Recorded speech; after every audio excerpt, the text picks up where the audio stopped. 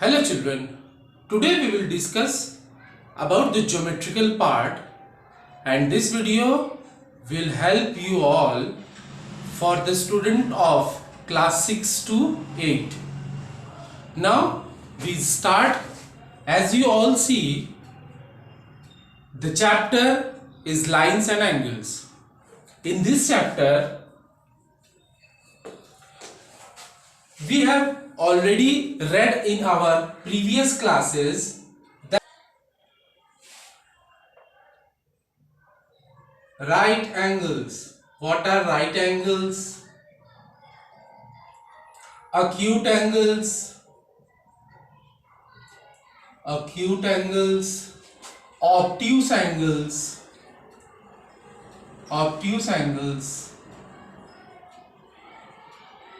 straight angle,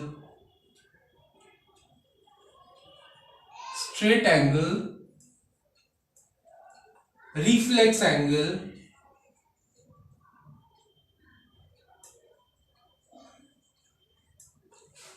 in this video we will not describe about this angle because in your previous classes you have already know about these angles, and after these angles here comes a new angle called complementary angle.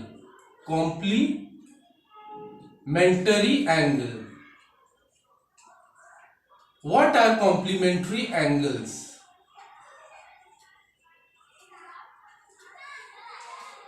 Now, two angles are complement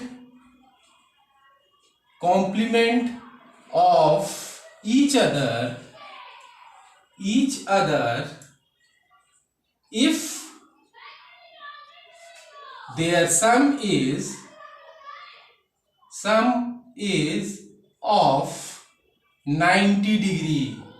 this means, इसका मतलब क्या हुआ कि दो angles एक दूसरे के complement angle कहलाते हैं अगर उनके सम 90 डिग्री हो. जैसे for example 50 and 40 degree. these two are complement of each other. 30 90 degree, 30 degree and 60 degree, 20 degree and 20 degree. So these are the examples of complementary angles. Now what are supplementary angles? Supplementary angles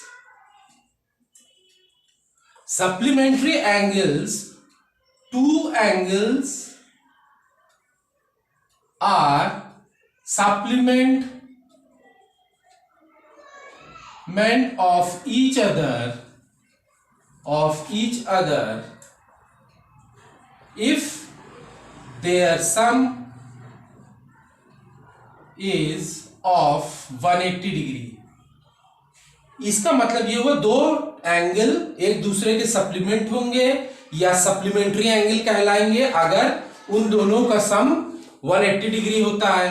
ठीक है. इसका example अगर देख लें तो इसके example में होगा जैसे 90 डिग्री दोनों का सम 180 डिग्री होता है तो एक दूसरे के सप्लीमेंट्री होंगे. उसके बाद हम लोग देखते हैं 100 डिग्री एंड 80 डिग्री, ये एक दूसरे के सप्लीमेंट्री होंगे. फिर हम लोगों ने देखा 70 डिग्री एंड 110 डिग्री. ठीक है. These are the examples of supplementary angles. Now a new term comes vertically opposite angles. What are vertically opposite angles? तो इसका अगर डेफिनेशन हम लोग देखें तो ये है कि अगर कोई भी line if a line segment का intersect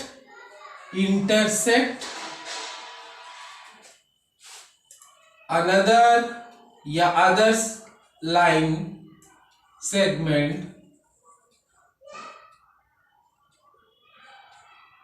then their opposite angles are equal and are known as vertically opposite angles। इसका मतलब अगर इसका हम लोग थोड़ा इस तरह से देख ले कि ये कह रहा है कि अगर कोई लाइन है और दूसरा लाइन उसे कट करता है तो अपोजिट साइड्स जो होते हैं उसी को हम लोग, ये एंगल 1 और एंगल 2 जो है ये वर्टिकली अपोजिट एंगल्स कहलाते हैं। और साथ ही साथ यहां ये भी लिखा है, ये दोनों angle 1 is equals to angle 2, ये भी होगा। और इसमें ये भी सामने सामने का कोण है, एंगल है, इसको हम लोगों ने 3 या 4 एंगल का नाम दे दिया, तो angle 3 equals angle 4। These are called vertically opposite angle. ठीक है, आमने सामने की opposite angles are called vertically opposite angle and they are equal to each other। ठीक है, तो इतना हो गया। अब आगे देखते हैं आगे कौन कौन से एंगल्स आते हैं। कुछ एंगल्स और आते हैं, उनको भी हम लोग देख लेते हैं। नेक्स्ट हम लोग देखते हैं एक टर्म है लीनियर पेयर। लीनियर पेयर क्या होते हैं हम लोग देखते हैं। तो लीनियर पेयर को कैसे समझेंगे कि अगर समझ लीजिए हमने एक लाइन है 180 डिग्री का, ठीक है, स्ट्रेट लाइन। अच्छा, ये हम सबको पता है कि स्ट्रेट लाइन 180 डिग्री का होता है, ठीक है, 180 डिग्री। अच्छा, अगर हम लोगों ने इसको डिवाइड किया एक दूसरा लाइन सेगमेंट खींच के, we divide this linear pair in two angles, this is angle 1 and this one is angle 2। तो हम लोगों ने क्या देख रहे हैं कि angle 1 plus angle 2 equals 180 degree. ठीक है ना। इसी तरह से अगर हम लोगों ने एक दूसरा स्ट्रेट लाइन ड्रॉ किया और उसको दो पार्ट में डिवाइड किया, ये दो लाइन खींच दिया इस तरह से, दोनों लाइन एक पॉइंट पे। अच्छा, अब दूसरा हम लोगों ने इसका ये अलग अलग नाम दे दिया एंगल्स के। तो इस फिगर से ये पता चल रहा है कि angle 1 plus angle 2 plus angle 3 is equals to 180 degree. बस इन्हीं को हम लोग लीनियर पेयर के नाम से जानते हैं कि ऐसे एंगल्स जिनका sum is equals to 180 degree are called linear pairs. ठीक है। अच्छा, अब एक थ्योरम है। थ्योरम क्या है? अगर हमने कोई पॉइंट है, if we take a point, तो इस तरह से हमने इस पॉइंट के चारों तरफ लाइंस ड्रॉ कर दिए हैं और हमने इसका अगर एंगल्स के नाम दे दिए, angle 1, angle 2, angle 3 and angle 4, तो क्या दिख रहा है कि लिख देते हैं तो ज्यादा अच्छा समझ में आएगा। The sum of all the angles around a point is 360 degree. ये थ्योरम ये कहती है कि कोई भी पॉइंट है उसके अराउंड, मतलब उसका चारों तरफ से अगर हम लोग सम कर दे उसके एंगल्स को, ये जैसे हम लोगों ने एक पॉइंट ये लिया और इसमें डिफरेंट लाइन सेगमेंट खींच के इनको हम लोगों ने एंगल्स का नाम दे दिया। तो अगर 1 2 3 4 angle 1 plus angle 2 plus angle 3 plus angle 4 equals 360 degree. तो यही ये थ्योरम कहता है कि किसी भी पॉइंट के अराउंड हम लोग अगर एंगल सम करेंगे तो टोटल एंगल का सम आएगा 360 डिग्री, ठीक है। अच्छा, अब next we move on to transversal. कि ट्रांसवर्सल क्या होते हैं, ट्रांसवर्सल देख लेते हैं। ट्रांसवर्सल के लिए इस बोर्ड को थोड़ा रफ कर देते हैं, ठीक है। ट्रांसवर्सल को अच्छे से समझ में आना चाहिए। नाउ हम लोग देखेंगे कि ट्रांसवर्सल क्या होते हैं, व्हाट आर ट्रांसवर्सल। पहले तो इसका डेफिनेशन देख लिया जाए कि इफ अ लाइन L, एक हमने लाइन लिया L, intersects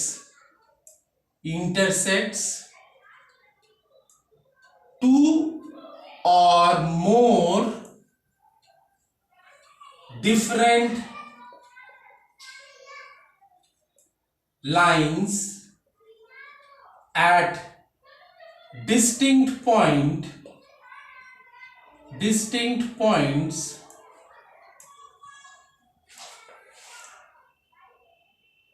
then the line L is called transversal, ठीक है। अच्छा, इसको थोड़ा समझ लेते हैं कि अगर कोई लाइन L है, वो दो या दो से ज्यादा लाइनों को काटती है अलग अलग पॉइंट पे। ये लाइन L हमने लिया, ये दो लाइंस हैं, इसको यहां, इस लाइन को ये L लाइन जो है यहां कट करती है और इस लाइन को यहां कट करती है, ठीक है। मान लिया ये M है L लाइन और ये N लाइन को, तो M को इस पॉइंट पे कट करती है, N को इस पॉइंट पे कट करती है, तो लाइन L का नाम जो है यही है transversal. This is known as transversal, ठीक है। अच्छा, अब जब लाइंस कट होती हैं तो हमें दिख रहा है कि कुछ एंगल्स बन रहे हैं, ठीक है। तो अब जैसे हम लोग अगर इसका नाम दे दें, इसका नाम एंगल 1, एंगल 2, एंगल 3, एंगल 4 दे दिया, और इधर से angle 5, angle 6, angle 7 and angle 8 दे दिया, तो अब हमें कुछ इसमें से बातें निकल के आती है। उनको इस तरह से हम लोग देखते हैं कि कौन से एंगल को कौन सा नाम दिया जाता है। जैसे पहला नाम हम लिखेंगे करस्पॉन्डिंग एंगल, करस्पॉन्डिंग एंगल्स, ठीक है। ये करस्पॉन्डिंग एंगल्स कौन कौन से हैं ये हम लोग देख लेते हैं। तो किस तरह पहचानना है, अगर हम लोगों को F बनता हुआ कहीं दिख रहा है, F जो इंग्लिश का अल्फाबेट कैपिटल F है, ये बनता हुआ अगर कहीं दिखे, ठीक है, तो उस सारे एंगल्स को करस्पॉन्डिंग एंगल्स बोलते हैं। अब देखिए यहां पहले हम लिख दें angle 2 and angle 6 comma angle 3 and angle 7 comma angle 1 and angle 5 comma और एंगल 4 एंड एंगल 8।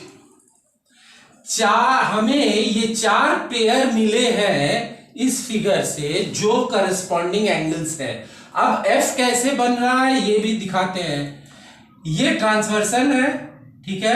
अगर हम लोग ध्यान से पहले वाले को देखें, पहला पेयर को एंगल के, कि एंगल 2 एंड एंगल 6, ये एंगल 2 है, एंगल 6 ये है, तो ये हमारा F का ये वाला लाइन है, ये है और ये है। F बन गया, या तो F के दोनों ऊपर हो, ये जैसे मतलब ये अगर F है तो दोनों एंगल इस तरह से हो तो भी हम लोग ले सकते हैं, उसको कौन सा एंगल मान सकते हैं, करस्पॉन्डिंग एंगल मानेंगे। तो इस डायग्राम में ये F है, ये और ये F बना, दोनों एफ के ऊपर इस तरह से बन रहे हैं 2 और 6, तो दीज आर करस्पॉन्डिंग एंगल। अब एंगल 3 और एंगल 7 के बारे में बात कर लेते हैं। ये एफ के नीचे नीचे तैयार हो रहा है। एफ, ये एफ है, सेम एफ, उसी का एफ सेम है, उसी के नीचे, लाइन के नीचे नीचे दोनों एंगल पेयर जो है तैयार हो रहे हैं, यानी यहां और यहां तैयार हो रहे हैं। तो इनको भी we also call them corresponding angles. ठीक है। अब दूसरा हमने लिखा है 1 and 5, 1 and 5।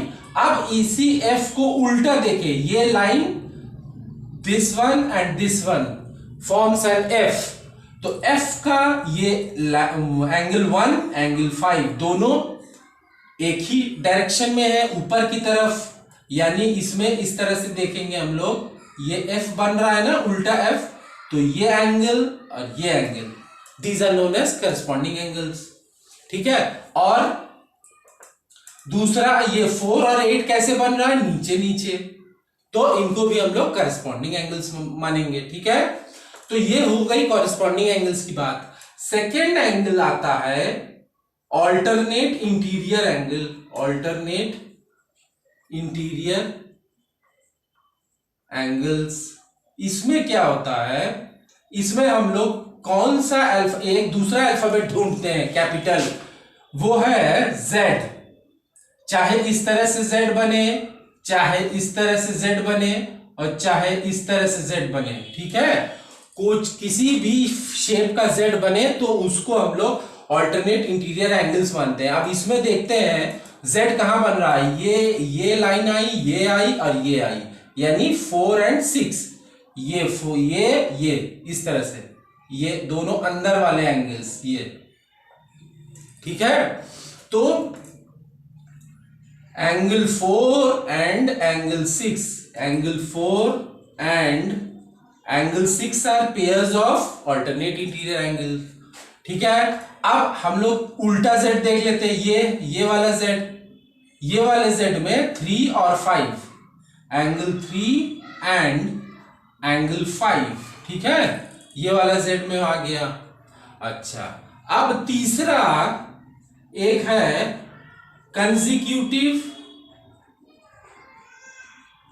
एंगल्स। इसमें क्या देखेंगे, इसमें एक अल्फाबेट हम लोग देखते हैं U बनना चाहिए, और U में कौन कौन सा एंगल्स, अंदर के दोनों एंगल्स। ठीक है। तो चलिए ढूंढते हैं। ये इधर वाला एक U बन रहा है, ये दिस वन इज U, और उसके अंदर अंदर दो एंगल्स हैं, angle 3 and angle 6, pair of consecutive angle. और एक मिल रहा है इधर का U से 4 and 5, angle 4 and angle 5 are the pair of consecutive angles. ठीक है। ये U इस तरह से भी बन सकता है, इस तरह से भी बन सकता है। ठीक है। तो in each and every cases we called them consecutive angles. ठीक है। क्लियर हो गया। अब एक कंडीशन आता है, कंडीशन इज दैट कि अगर हम लोग इस जगह पे डिस्कस कर लेते हैं, इस जगह पे डिस्कस कर लेते हैं कि क्या हो अगर